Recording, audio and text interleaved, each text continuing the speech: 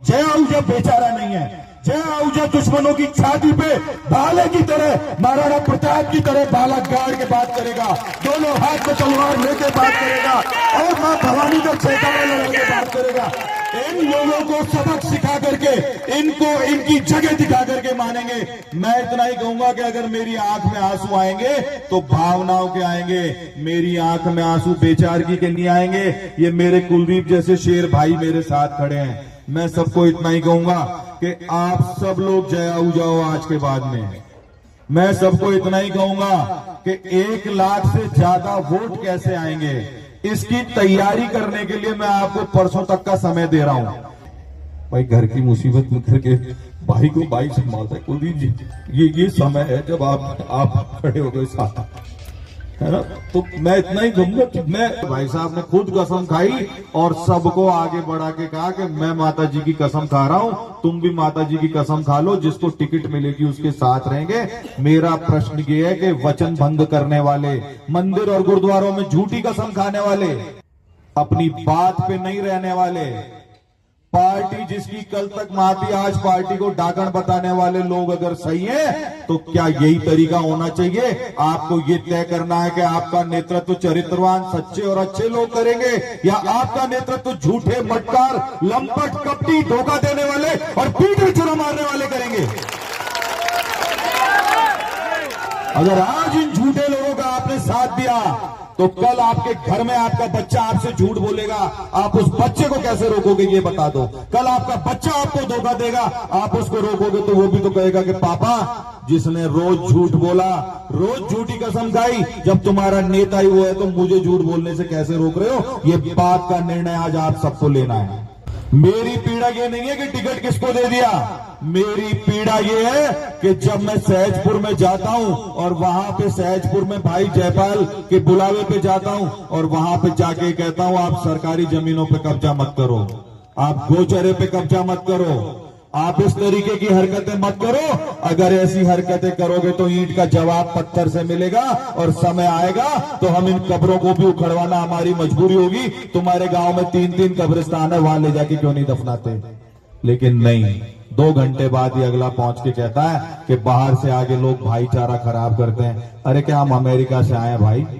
मेरे पुर के खैरथल में रहते थे। 1993 में आहूजा साहब ने रामगढ़ से पहला चुनाव लड़ा।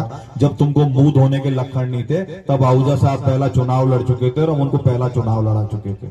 तो तुम बताओगे कौन कहाँ का है? आज तक वाराणसी वालों ने जब मोदी जी को ये नहीं कहा कि आप बाहर से आके चुनाव लड़ रहे हो, तो खैरथल का रहने वाला आदमी अगर अपनी पूरी जिंदगी रामगढ़ में लगा देता है तो क्या हम बाहर के? ये प्रश्न आपसे पूछता हूं मैं। हमारे एससी के लोग हैं, एक हमारे राय सिख समाज के लोग हैं और एक हमारे ओड राजपूत समाज के लोग हैं। मैं जहां भी गया मैंने हमेशा गांव में लोगों को कहा कि इन समाजों की स्थिति सुधारने के लिए हमको जी जान से परिश्रम करना पड़ेगा।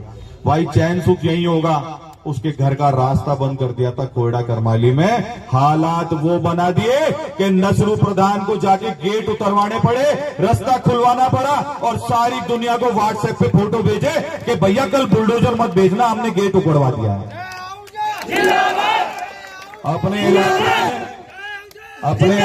में मैं दसियों करीब 70 ऐसे केस आपको बता सकता हूं पिछले 10 महीने के मेरे कार्यकाल के, जिन 70 जमीनें एससी समाज की और बाकी अन्य हमारे प्रजापत समाज की, राजपूत समाज की, मैंने पुलिस के और प्रशासन के जरिए उनसे खाली करवा के उनको उनका कब्जा वापस दिलाया है, उनको उनका हक दिलाया। अपराध है? अगर ये अपराध है तो जय आहूजा को टिकट नहीं मिलना चाहिए। अगर चैन सुख के घर का कोयडा करमाली में रास्ता खुलवाना अपराध है तो जय आहूजा को टिकट नहीं मिलना चाहिए। अगर सरकारी जमीन पे जबरन कब्रिस्तान बनाने के प्रयास को रोकना अगर मैंने जिम्मेदारी करके उठाया ये जिम्मा, तो मेरे को टिकट नहीं मिलना चाहिए। अगर मैं आंख में आंख डाल के बात करने का हौसला रखता हूं और पार्टी में सिर्फ तरले खाने वाले और जूते चाटने वाले लोग ही चलेंगे तो मुझे टिकट बिल्कुल नहीं मिलना चाहिए।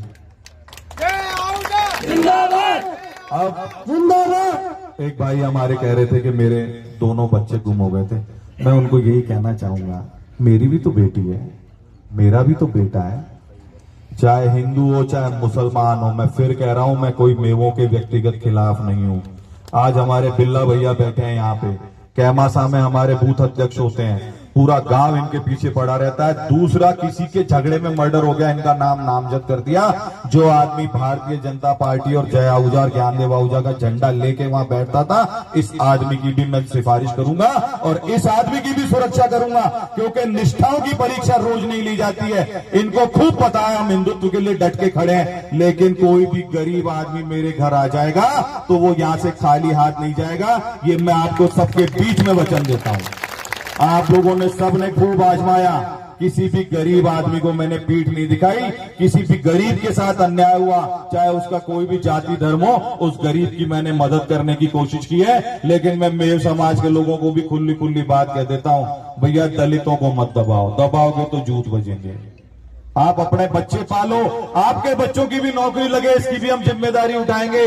आपके बच्चे भी खेले कूदे आगे बढ़े, इसके लिए भी हम तैयार हैं। लेकिन आप नाजायज अत्याचार में अगर किसी के साथ खड़े हो जाओगे तो बिना आमने सामने हो जाएंगे, लठ बजाने की नौबत आएगी तो लठ 100% बजेंगे। हमारा आपसे कोई विरोध नहीं है, लेकिन आप अपने यहाँ जो भी अल्पसंख्यक समाज रह गए, एससी, प्रजापत, हमारे राय सिख हैं, कहीं पे कहीं हमारे और राजपूत हैं, इनके साथ अगर कोई अत्याचार करेगा गरीब गुरबे के साथ में, तो जय आहूजा के होते हुए वो अत्याचार कभी भी नहीं होने दिया जाएगा।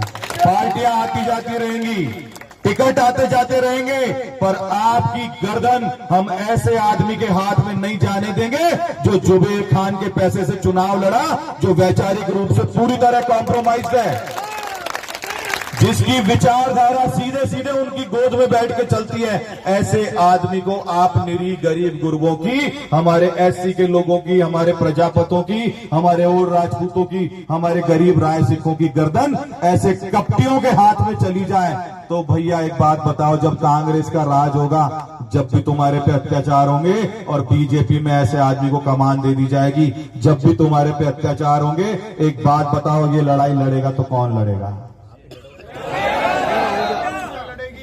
ये सबसे बड़ी ताकत है। वो मेरे पिछले 7 जन्मों के कर्म होंगे कि मेरे को ऐसी देवी स्वरूपा पत्नी मिली है।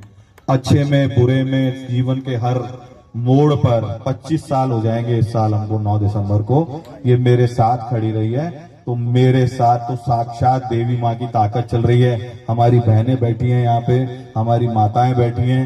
ये रजनी दीदी तो सुबह सुबह ही आ गई थी रसगढ़ से कि भैया आप चिंता मत करो, जिसके साथ मातृ शक्ति हो, जिसके साथ युवा शक्ति हो, जिसके सिर पे बड़े बुजुर्गों का आशीर्वाद हो, आप ये मान के चलो कि मेरी पीठ में जितने खंजर मारे गए थे 2023 के चुनाव में, रक्त बहता रहा और मैं हंसता रहा, खून रिश्ता रहा और मैं आपके सामने इनकी आंख में आंख डाल के खड़ा रहा।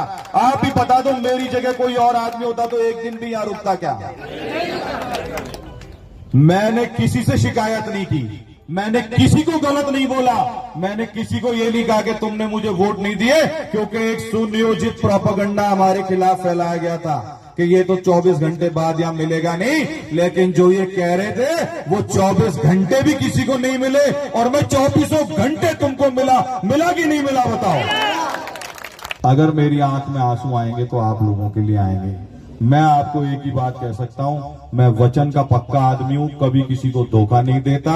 जो कहूंगा गर्दन कट जाएगी पर वो बात जरूर निभाऊंगा। हमने आज तक भी अपने वचनों का पालन करने का प्रयास किया है। आप सब लोगों से मैं इतना ही कहना चाहूंगा कि आप सब लोग छोटी सी सूचना पे इतनी बड़ी संख्या में यहाँ पधारे हैं, इसके लिए मैं दोबारा दोनों हाथ जोड़ के आप सबका धन्यवाद देता हूं। यहां से आगे बात कहां जाएगी ये अभी मुझे भी नहीं पता। आप सब लोगों ने अपने अपने विचार रखे। हमारे माननीय मंडल अध्यक्ष यहाँ पे बैठे हैं, सभी मंडल अध्यक्षों ने ये तय किया है कि सामूहिक रूप से पार्टी के जिला अध्यक्ष जी को अभी जाके अपने इस्तीफा समस्त कार्यकारिणियों समेत सौंप देंगे और उनको अपना विरोध दर्ज कराएंगे। इन सभी मंडल अध्यक्षों के लिए एक बार जोरदार तालियां बजाएंगे। मंडल अध्यक्ष अपनी कार्यकारिणी के साथ 5 मंडल अध्यक्ष अभी इस्तीफा देने जा रहे हैं। हो सकता है कोई एक आध जना दबाव में आए, ना भी जाए, पर उनकी मन आत्मा भावना आपके मन आत्मा और भावना से जुड़ी हुई है। इसलिए उनकी निष्ठा भी जो समाज के प्रति है, जो देश के प्रति है, जो धर्म के प्रति है, उस पर हमको शंका नहीं करनी चाहिए। परसों वापस से यहीं मिलेंगे, पूरे रोड पे टेंट लगा के मिलेंगे, चाय पानी की सारी व्यवस्था करके मिलेंगे।